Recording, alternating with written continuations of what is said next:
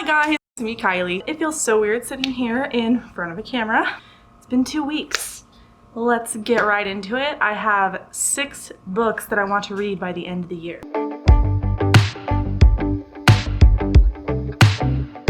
I am so out of breath. I just carried this stack of books all the way downstairs, and I am not a fit person, just saying. 6 books that I've kind of had my eyes on. These are all books that I own already, so I'm not talking about books that I need to check out from the library or purchase or anything like that. 6 books that are on my owned TBR that I want to get through by the end of the year. And I'm going to start with, a lot of these are, just a disclaimer, a lot of these are books that I've recently hauled. But I got them because I want to read them, and these are the ones that are just standing out to me the most. So the first one here is Save the Date by Morgan Matson. I've heard a lot about this, not very much recently, but I have heard a lot about it. It seems like one of those books that I would enjoy when I'm in the mood for this type of genre. This is kind of like a romance novel. I don't know a whole ton about it. So this girl, she goes to like her sibling's wedding. There's some tension between people, some things happen, it's crazy adventure love story type situation. So this is something that I would like to pick up. I know Morgan Matson is very hyped, so I would like to see what it's all about, as I've never read anything by a Morgan Matson. How many times can I say Morgan Matson? And now I'm kind of talking like Morgan Freeman. Can you imagine what Morgan Freeman would sound like if he said Morgan Matson 10 times fast? I'm sorry. I'm sorry. Another book is Sadie by Courtney Summers. Everyone and their moms is like, Kylie, read Sadie. And I am gonna do it. It's really short. I want to do audio, but I also want to read the physical book because I own the book and I don't want the book to sit there if I own it. I want to read it. But this is like a thriller. There's podcast involved. It's like kind of figuring out what the heck happened. And that sounds like something right up my alley. And I can't believe I haven't read it yet. I got, actually, funny story. So I hauled this book like 2 months ago, a month ago. And Brianna immediately messaged me going, you haven't read Sadie yet? And I was like, no, I haven't. I should read it. Sorry. My cat he's got the zoomies. So I want to read Sadie. I hear nothing but great things about it. And it sounds like something I would love. Okay, so this one I probably won't read, but I want to read it because I bought it. But that is The Invention of Murder, How the Victorians Reveled in Death and Detection and Created Modern Crime by Judith Flanders. This is nonfiction. This is about the Victorians and kind of all the spooky stuff the Victorians did. I want to get more into nonfiction. And I found the key is really just finding what interests you in order to actually finish the nonfiction. And I'm kind of going through the journey of finding what I'm interested in, finding the type of nonfiction that clicks with me. So I do want to pick this up. I like history. I'm kind of a history buff. That's what me and my dad bonded on. Like, he gave me National Geographic magazines and stuff when I was a kid. But I want to read about Victorians and the creepy stuff. I like spoopy.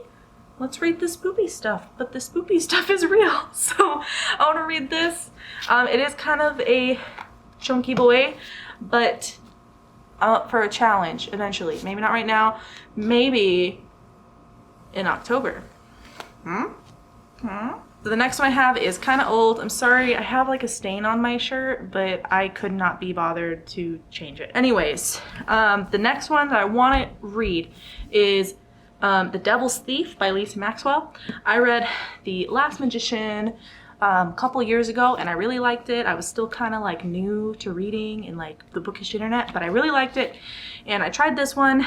I just wasn't in the right mind frame, I hope. But I do want to give this one a shot because I remember really, really loving The Last Magician. The Last Magician is about these magicians or magical people who are in New York City, and because there's like a force field that is holding magical people into New York City, there's gangs, there's a heist, and this is the continuation of that story. If you're kind of into like YA, fantasy, time travel, heists, I suggest The Last Magician. Can't suggest this one yet, I haven't read it, but I do want to give this one a second chance, and I want to do that by the end of the year. And I want to see if do I actually like the series, or was it just because I was so fresh and brand new and wide-eyed at everything that I picked up 2 years ago. And this is one, whew, I'm excited. I actually started this one, I never finished it. That is Growing Things by Paul Tremblay. I picked this up because I was interested in reading some short stories. This is a short story collection. I have another one I want to read. I didn't include it in this video, but no, I want to read it just as much. And it's this one right here. It's also short stories, but I do want to read this one, and I chose this one because I've had it for a while and I was really interested in it when I heard it was coming out. So I bought it. This is brand new and I still haven't read it. I did try to start it. I think I got 1 page in and then I got really busy. I think I just started at Big Name Bank, which I refuse to name because they might sue me because they're that vicious. I just started there and I realized, oh shoot, I no longer have time to read anything, and I stopped. So I do want to start this one. How far did I get? Where is my sticky? Oh, I'm on page 2. That's how bad it was. Or not the book, but like my life circumstances. Yes, but I do want to read this one. It is spooky stories. I love spooky stuff. It's horror, I think, or it might be thriller. It's not pleasant, but it's pleasant to read. Does that make me messed up? I don't know, but I want to read it. And last but not least, it's a goal I've had for a bajillion years, and I want to try to work it in this year and prioritize it. But my dad, when I was a wee teenager, got me this big ass book. And this is the complete tales and poems of Edgar Allan Poe. Oh, what's in here? Oh, it's a picture of my sister. My dad might want that back, but I have this one. I want to slowly work on this throughout the last half of the year because this is a lot.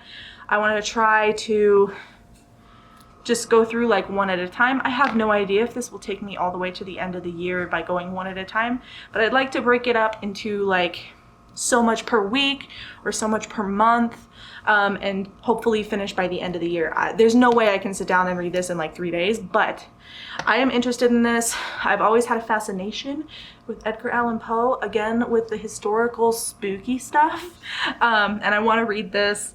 I also really like this book, and even if I don't read it, it is always going to be in my collection because this was given to me by my dad.